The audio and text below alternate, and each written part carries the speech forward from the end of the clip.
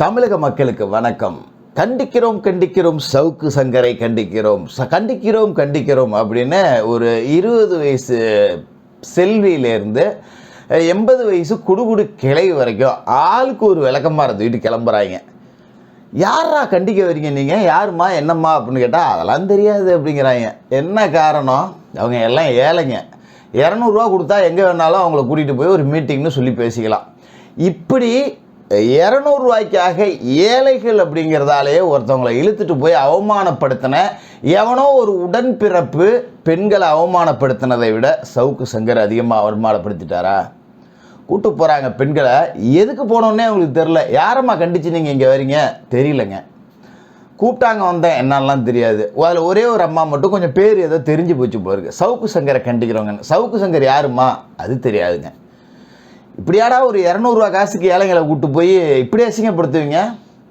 இவனை இழுத்துட்டு போய் இந்த பெண்களை எல்லாத்தையுமே கூட்டிகிட்டு போய் அந்த 200 ரூபா காசை கொடுத்து இழுத்துட்டு போய் போராட்டம் பண்ண வச்சவன் எவன்னு கண்டுபிடிச்சி காலில் போட்டிருக்கிறத கழட்டிக்கிட்டு அடித்தோம்னாலே சவுக்கு சங்கர் விவகாரத்தில் அரசு பழிவாங்கும் நடவடிக்கை எடுக்குதா இல்லையா அப்படிங்கிறது ரொம்ப பட்டவர்த்தனமாக தெரிஞ்சுப்போம். ரெண்டாவது, நம்ம கமெண்ட்ஸ்லாம் பார்த்தீங்கன்னா பெண்ணுரிமை போராளிகள் புதுசாக திரண்டு வந்திருக்கானுங்க. ஸ்ரீமதியோட ஆன்மா சவுக்க பழி வாங்குது. ஏண்டா அந்த ஸ்ரீமதியோட அந்த மாணவியோட மரணத்துக்கு நாம் வருத்தப்படுறோம், அதில் எந்த மாற்று கருத்தும் இல்லை. ஆனால் இப்படி கமெண்ட் போடுறானுங்கள்ல, சோத்தில் உப்பு போட்டு திங்கிறானுங்களா இல்லை உண்மையிலேயே 6வது அறிவுன்னு அவங்களுக்கு ஒன்று இருக்கா? இது எல்லாமே எதுவுமே தெரியல. ஏன்னா எல்லாமே உடன்பிறப்புகள் தான் அப்படி கமெண்ட் போடுற ஆட்கள். இவங்க வந்து அப்படியே ஸ்ரீமதி ஆதரவாளர்கள் கிடையாது. ஏண்டா ஸ்ரீமதியோட ஆன்மா பழி வாங்குது, சரி வச்சுக்குவோம், ஒரு வாரத்தில் நம்புவோம், உங்கள் பகுத்தறிவு படி நம்ம நம்பிடுவோம். ஏன்னா பகுத்தறிவு புலவர்களில் திமுகவினர்லாம் அது ஒரு பேச்சுக்கு நம்புவோம். ஸ்ரீமதி கற்பழிக்கப்பட்டார், ஸ்ரீமதி மாடியிலிருந்து அடித்து கொல்லப்பட்டு தூக்கி வீசப்பட்டார், இப்படிலாம் பேசினானுங்கள்ல அந்த மீடியாக்காரனுங்க. அதாவது இவனுங்களோட தரப்பு இந்த ஸ்ரீமதிக்கு ஆதரவாக பேசின ஊடகங்கள் கிளப்பி விட்டது. அவனுங்க சொன்ன மாதிரி அது உண்மை இல்லைங்கிறதுல நான் கடந்து போகிறேன். அவனுங்க சொன்ன மாதிரி அப்படி ஒரு சம்பவம் நடந்திருந்தா ஸ்ரீமதியோட ஆன்மா கொன்னவங்களை பழி வாங்கியிருக்கணும், கற்பழித்தவர்களை பழி வாங்கியிருக்கணும். அந்த பெண் மீது பாலியல் வன்புணர்வு நடந்திருக்கு அப்படின்னு சொன்னால் அதுக்கு சம்மந்தப்பட்டவங்கள பழி வாங்கியிருக்கணும், அந்த பள்ளிக்கூடத்தை சேர்ந்தவர்களை பழி வாங்கியிருக்கணும். இது எதையுமே செய்யாமல் நேராக சவுக்கு சங்கரை மட்டும் வந்து பழி வாங்குது அப்படின்னா என்னடா இது என்ன பகுத்தறிவு, என்ன லாஜிக்னே எனக்கு தெரியலையே. தப்பே நடந்ததா நீங்கள் எல்லாம் சொல்கிறீங்க இல்லையா? தப்பு நடந்ததாகவே இருக்கட்டும், அப்போ தப்பு செஞ்சவட தான் பழி வாங்கணும். சும்மா மீடியாவில் வந்து பேசணுன்னு போய் பழி வாங்குதுன்னா என்னையா இது அர்த்தம்? எனக்கு ஒன்றும் புரியலையா. கேட்டால் பகுத்தறிவும்பானுங்க, அப்புறம் இவனுங்களே சாபம்பானுங்க, பழி வாங்குதும்பானுங்க. மற்றபடி அந்த மாணவியோட மரணம் அப்படிங்கிறது ஒரு ஏற்றுக்கொள்ள முடியாத இழப்பு தான். அந்த மாணவியை கொச்சைப்படுத்தணும் அப்படிங்கிறதுக்காக நாம் இதை சொல்லலை. அப்படி யாருக்காவது தோணியிருந்தால் அவங்கக்கிட்ட நாம் பகிரங்கமாக ஒரு மன்னிப்பையும் கேட்டுடுறோம். இந்த விஷயங்களில் இது மாதிரி புரிதல் இல்லாமல் கமெண்ட் செய்கிறவர்களுக்காக தான் இந்த வார்த்தையை நான் பயன்படுத்தினேன். அதே மாதிரி இந்த பெண்களை கூட்டு போய் இப்படி இழிவு செய்கிறானுங்க. எல்லாத்துக்கும் காரணம் என்ன? ஒவ்வொரு திமுககாரனுக்கும் டவுசரில் உச்சா வந்துக்கிட்டு இருக்கு. சவுக்கு சங்கர் வெளியில் வந்தால் என்ன பண்ணுவாரோன்னு அதுக்கு தான் இவனுங்க எல்லாமே பயப்படுறது. ஆளுங்களை கூட்டு போய் போராட்டம் நடத்துறது என்ன, பெண்களை கூட்டு போய் விளக்கமாத்தோட நிறுத்துறது என்ன? என்ன காரணம்? வெளில வந்தானா வச்சு வெளுத்து விட்ருவானே. எந்த மினிஸ்டர் உள்ளே போவார்? அடுத்து செந்தில் பாலாஜிக்கு துணைக்கு யார் போவா? சவுக்கோட ஆட்டம் இனிமேல் வெறித்தனமாக இருக்கும் அப்படிங்கிறது உடன்பிறப்புகளுக்கு நல்லாவே தெரிஞ்சிருக்கு. சும்மா அவன் ஜெயிலில் கையை உடைச்சிட்டேன், மாவு கட்டு போட்டேன், அதிகாரிங்க அடிச்சுட்டாங்க, தனியாக ஒருத்தன் சிக்கனா 10 பேர் சேர்ந்து அடிக்க தான் ஏன் செய்வான்? அது பெரிய வீரம்மா? நான் போனால் கூட தான் 10 பேர் சேர்ந்து அடிப்பாங்க. ஒரு 4-5 பேர்னா நானே தூக்கி போட்டு மிதிச்சிடுவேன். 10 பேர்னா என்ன பண்ண முடியும்? அடிதான் வாங்கி ஆகணும். அது ஒரு அதிகாரம் வரைக்கும் சிறைக்குள்ளே கேட்க நாதி இல்லாத இடத்துல தனி அறையில் ஒருத்தன் 4 செவத்துக்குள்ளே சிக்கனான்னா இப்படி தான் அடிப்பாங்க. இதுக்கு பெரிய வீரவசனம்லாம் நம்ம பேசிக்கிட்டு அலைய வேண்டியதில்லை. இது வெக்கம், அவமானம், அதிகார வர்க்கத்துக்கு இது அசிங்கம். இதை பெருமை பீத்திக்கிட்டுலாம் நம்ம சொல்லிக்கிட்டு இருக்கணும்னு அவசியம் கிடையாது. இன்னொரு முக்கியமான விஷயம் என்னென்னா, இவங்க சவுக்கு சங்கரை பார்த்து தொட நடுங்கிறாங்க, பயப்படுறாங்க. அதுதான் இவ்வளோத்துக்கும் காரணம். என்ன காரணம் அப்படின்னாக்க, இன்றைக்கி சவுக்கு சங்கர் தொடர்பாக பேசுகிறவனுங்க எல்லாம் பார்த்திங்கன்னா, நம்ம இந்த யூடியூப்லேயே பேசுகிறவங்க எல்லாம் பார்த்திங்கன்னா வாய்க்கு வந்ததை வடையாக சுட்டு தள்ளிட்டு இருக்கானுங்க. இந்த மாரிதாசன் ஒருத்தன் பேசுகிறான் பார்த்தீங்களா, அவனுக்குலாம் என்ன மரியாதை வடை போடான்னே பேசலாம். இந்த மாரிதாசன் ஒருத்தன் பேசுகிறான் பார்த்தீங்களா, மொட்டையடித்தால் சவுக்கு வழக்கறிஞர், மொட்டை அடிக்கலைன்னா அதிமுக வழக்கறிஞரான். வாய்க்கு வந்ததே இவனுங்க சோர்ஸ்னு ஒன்று வச்சுக்கிறானுங்க. கேட்டால் அந்த சோர்ஸ் சொன்னிச்சு, இந்த சோர்ஸ் சொன்னிச்சு. நான் சொல்கிறேன்டா, எனக்கு சோர்ஸே கிடையாது, என்னோட சுய கருத்தை தான் நான் பேசிக்கிட்டு இருக்கேன். இவனுங்க சுய கருத்தை சொல்கிறதே சோர்ஸ்னு ஒன்று வச்சுக்கிறானுங்க. என்னன்னா அந்த பொள்ளாச்சி பாலியல் வழக்கில் இந்த சவுக்குக்கு ஆஜராகிற அந்த வழக்கறிஞர் வந்து சம்பந்தப்பட்டவர்களுக்கு ஆதரவாக வாதாடினாராம். வாய் கூசலி அடா உங்களுக்கெல்லாம். அவர் பாலியல் வழக்கில் பாதிக்கப்பட்டவர்களுக்கு ஆதரவாக வாதாடினவர். அதிமுக வழக்கறிஞர் சவுக்கு சங்கருக்கு ஆதரவாக இருக்கக்கூடாதா? வழக்கறிஞர் தானே. இதில் கொடுமையோட உச்சம்னா மொட்டை அடிச்சிருந்தா சவுக்கு வழக்கறிஞரா மாறு வேஷத்தில் வந்துட்டாரா? அவரோட குடும்பத்தில் அவரோட தந்தையார் இறப்புக்கு அவர் மொட்டை அடிச்சிருக்காரு. ஏன் மாரிதாஸ் குடும்பத்தில் யாராவது மண்டையை போட்டால் நீங்களாம் மொட்டை போட மாட்டீங்களாடா? ஒருத்தனுடைய சென்டிமெண்ட்டு, அவனோட குடும்பத்தில் ஒரு இழப்பு, எதையுமே தெரியாது. உங்களுக்கு யூடியூப்பில் காசு பார்க்கணும். இன்றைக்கி சவுக்கு சங்கர் ஒரு கண்டென்ட்டாக சிக்கியிருக்காரு, 10 நாளைக்கு வச்சு காசு பார்க்கணும்.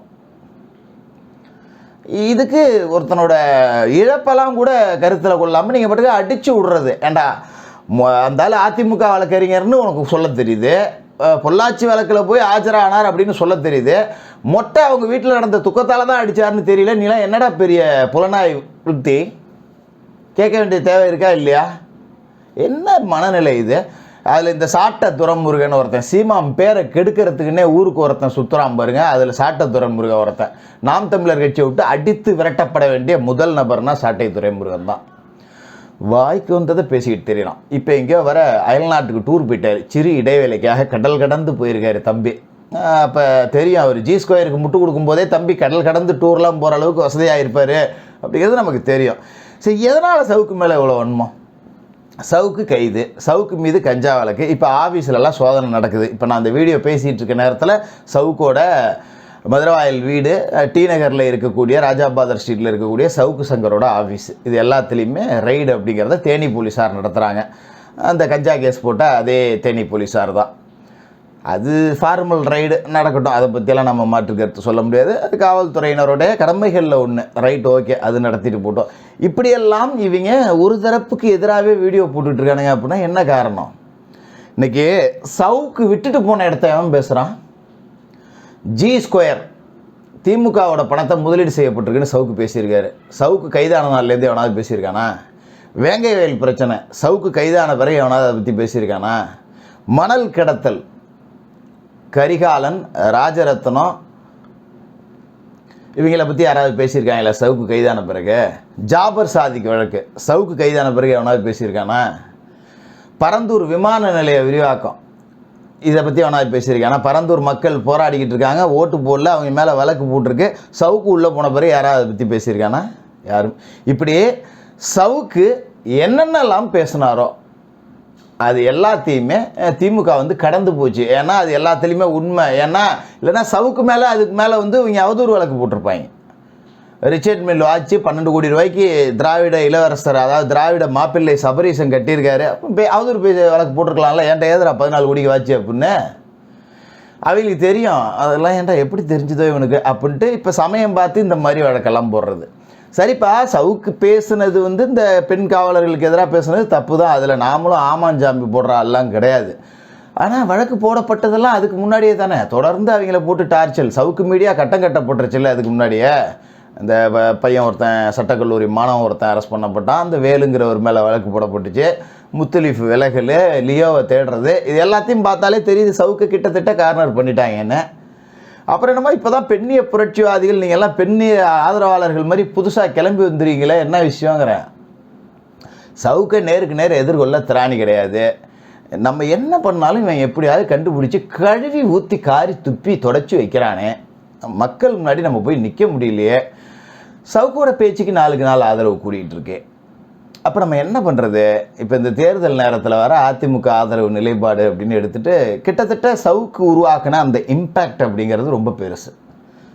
இப்போ 2026 வரைக்கும் இப்படியே போய்ட்டு இருந்ததுன்னா மொத்தமாக திமுகவுக்கு தேவசத்தை சவுக்கே பண்ணிட்டு போயிடுவான் போல இருக்கு அப்படிங்கிற பயத்தில் தொடர்நடுங்கி தான் திமுகவினர் இது மாதிரியான வேலைகளை செஞ்சுக்கிட்டு இருக்காங்க. நம்ம பெருசாக இதில் வந்து காவல்துறையவோ இல்லை சிறைத்துறையவோ இல்லை அரசு அதிகாரிகளையோ, ஐஏஎஸ் அதிகாரிகள், ஐபிஎஸ் அதிகாரிகளையோ நம்ம குறை சொல்லிட முடியாது. வேறு வழி இல்லை. அரசாங்கம் சொன்னால் அவங்க கேட்டு தான் ஆகணும். இல்லாட்டி நீ இருக்கிற டிபார்ட்மெண்ட்லேருந்து வேறு ஊருக்கு மாற்ற போடுவேன். உன் பிள்ளை குட்டியெல்லாம் இங்கே படிச்சுக்கிட்டு கிடக்கும். வேறு வழி இல்லை. அவங்களுக்கே தெரியும். இப்போ சவுக்க 4 போலீஸ் சேர்ந்து அடிக்கிறாங்கன்னா அந்த 4 போலீஸுக்கு ஒரு பிரச்சனைனாலும் சவுக்கு மாதிரி ஒருத்தன் இருந்தால் தான் குரல் கொடுக்க முடியுங்கிறது அவங்களுக்கே தெரியும். வேறு வழி இல்லையே, அடிக்கலைன்னா வேலையை விட்டு தூக்குவாங்க, சஸ்பெண்ட் பண்ணுவானுங்க, வேறு ஊருக்கு மாற்றி போடுவானுங்க. அவன் இப்போ தான் புள்ள குட்டியெல்லாம் கொண்டு போய் ஒரு பள்ளிக்கூடத்தில் சேர்த்துட்டு ஒரு இடத்துல உட்காந்துருப்பான், வாடகைக்கு வீட்டை பிடிச்சி, இல்லை கோட்ரஸில் ஒரு இடத்த பிடிச்சி. வேறு ஊருக்கு மாற்றிட்டாங்கன்னா மறுபடியும் புள்ள குட்டியெல்லாம் கிளப்பிக்கிட்டு வேறு ஊருக்கு போகணும். இது தேவையா? சரி, இப்போது மனசாட்சியை விற்றுட்டு 4 அடியை அடித்து விடுவோம், இப்படி தான் நினைப்பாங்க. வேறு வழி இல்லை. நாளைக்கு அதிமுக ஆட்சிக்கு வந்து திமுக காரனை தூக்கி போட்டு மிதின்னு மிதிக்க சொன்னாலும் இதே அதிகாரிகள், இதே காவலர்கள் செய்வாங்க. வேறு வழி கிடையாது. வேறு வழியும் அவங்களுக்கு கிடையவே கிடையாது. அதனால் நம்ம பெருசாக இந்த அதிகாரிகள் வர்க்கம் அப்படிங்கிறவங்க மேலே கோவப்பட்டு பிரயோஜனமே கிடையாது. அவங்களுக்கு பர்சனல் வெஞ்சன்ஸ் இருக்கும், வேணா நம்மளை இந்த கிளிக்கிறானேன்னு. இந்த மாதிரியான சூழல் அவங்களுக்கு சாதகமாக வர்றப்ப அதை கொஞ்சம் டபுளாக பயன்படுத்திப்பாங்க. இவன் என்னைக்கு சிக்குவான்னு நினச்சேன், இன்றைக்கி சிக்கிட்டான்டா அப்படின்னு சொல்லிட்டு போட்டு சாத்தவனை கையை உடைச்சாச்சு. இப்போ அதுலேயும் பார்த்துங்க, கொஞ்சம் கூட எப்படி சொல்கிறது, இவங்களுக்கெல்லாம் யார் ஐடியா போட்டு கொடுக்குறா அப்படின்னே தெரியல. விபத்து நடக்கும்போது சவுக்கு சங்கருக்கு இடது கையில் காயம் ஏற்பட்டிருக்கு அப்படின்னு சொல்லி ரெக்கார்டு இருக்குது. இடது கையை உடைச்சிருந்தாலும் அந்த விபத்தில் உடைஞ்சது தான் பெருசாகி போச்சு அப்படின்னு கதையை சொல்லிட்டு போயிருக்கலாம். ஆனால் உடைச்சது வலது கையை. அதில் கூட கொஞ்சம் அறிவார்ந்து சிந்திக்கிறது இல்லை. அந்த கார் ஆக்சிடென்ட் சிசிடிவி ஃபுட்டேஜை பார்த்தீங்கன்னா உங்களுக்கே தெரியும், நான் சொல்லி தெரிய வேண்டியதில்லை. ஒரு காரு ரோட்டில் ஆளே இல்லை, கிராஸ் பண்ணி போகாமல் அப்படியே நின்றுக்கிட்டு இருக்கு. அந்த கார் போயிருக்குன்னா கிட்டத்தட்ட அங்கேருந்து ஒரு 50 மீட்டரை கடந்து போயிருக்கலாம். அவ்வளோ நேரம் சும்மா நின்றுட்டு இருக்கு, நேராக வேணும் வந்து குத்துது. அந்த ஃபுட்டேஜெல்லாம் நீங்கள் பார்த்துருப்பீங்க. இது என்ன காரணம்? சவுக்கு மேலே ஒரு உயிர் பயத்தை உண்டாக்குறது. நினச்சோம்னா உன்னை போட்டுருவோம், இந்த ஆக்சிடெண்ட்டில் தான் உனக்கு கை கால் உடஞ்சுன்னு மொத்தமாக அடித்து உடச்சிருவோம் அப்படிங்கிற ஒரு அச்சத்தை கொடுக்கறதுக்கு. எனக்கு என்னமோ வந்தாலும் இதுக்கெல்லாம் பயந்த ஆள் மாதிரி தெரியல. வெளியில் வந்து திமுகவோட கடைசி வரிகளை பூரா சவுக்கு சங்கர் தான் எழுதுவார். இவங்க என்ன சாதாரண ஆட்களாக இவங்க? இப்போ தமிழ்நாட்டில் பொறுத்த வரைக்கும் வந்து திமுக வந்து பாசிச பாஜக. அப்போ இதெல்லாம் என்னப்பா இது? பேசுகிறவனை பூரா பிடிக்கிறது, அடிக்கிறது, பொய் வழக்கு போடுறது, மீம்ஸ் போடுறவனை அரெஸ்ட் பண்ணுறது, போதை மருந்து விற்கிறவங்க கூட போட்டா பிடிச்சிக்கிறது, அந்த போட்டாவை எடுத்து இப்படி முதலமைச்சர் போட்டா பிடிச்சிருக்காரு அப்படின்னு போட்டால் அவன் மேலே வழக்கு போடுறது, இதெல்லாம் பாசிசத்தில் வராதுங்களா? இந்த திமுககாரங்க இருக்காங்களே, அவங்க பற்றின்னு வச்சுங்களேன், அம்பானியும் அதானியும் கார்ப்பரேட் கம்பெனிகள், கார்ப்பரேட்டின் கைக்கூலி மோடியே அப்படிம்பானுங்க. ஆனால் நீங்கள் சன் குரூப் கார்ப்பரேட்டானா குடிசை தொழில்ன்றானுங்க. இது இவனுங்களுக்கு கார்ப்பரேட்டாகவே தெரியாது. ரெண்டாவது, பத்திரிகையாளனுக்கும் திமுகவுக்கும் எப்போவுமே இப்படி ஒரு டபுள் பெல்ட்டி அப்படிங்கிற மாதிரி தான். ஒன்று அவங்களுக்கு சொம்பு அடிச்சுக்கிட்டே இருக்கணும், கொஞ்சம் மாற்றி அடித்தா செக்கடி அவங்களுக்கு விழுவும் அதே சொம்பால். ஒரு கருத்து சுதந்திர கூந்தல் பேசக்கூடியவர்கள் தான் ஒரு சாதாரண சென்சஸை போட்டதால் தினகரன் பத்திரிகையவே எரிச்சு 3 பேரை கொண்டாங்க. இவங்கெல்லாம் கருத்து சுதந்திரத்தை பற்றி பேசலாமா? என்ன காரணம்? சவுக்கு திமுகவோட மொத்த முகத்திரையவும் ஒத்த ஆளாக கிழிச்சிக்கிட்டு இருக்காரு. தனி ஒருவன் தெறிக்க விட்டுக்கிட்டு இருக்கார். அதோட பயம் மொத்த திமுகவுமே சவுக்கை பார்த்து பயப்படுது. நீங்கள் பயப்படுறது 100% உண்மைதான். வெளியில் வந்து உங்களை வெளுப்பாக வெயிட் பண்ணுங்கள்.